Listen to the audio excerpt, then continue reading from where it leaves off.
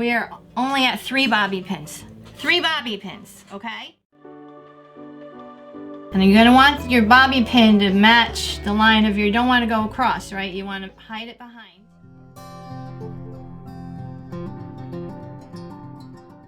I'm pulling. All right, if I feel that that's gonna pop and move around too much, right where I need control, like if you say in your head, oh, I wish that would stop popping. Oh, I can make it stop popping. I'm gonna put, I wish that would stay where I want it. Oh yeah, I can make it stay where I want it. Just take a bobby pin right where my thumb is, close it in there. I had that root tease in there. So there's just a, right there. That's just...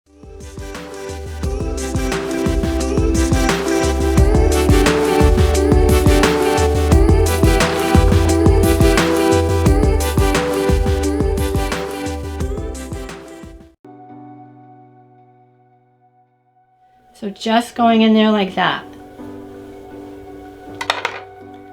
So now when I fold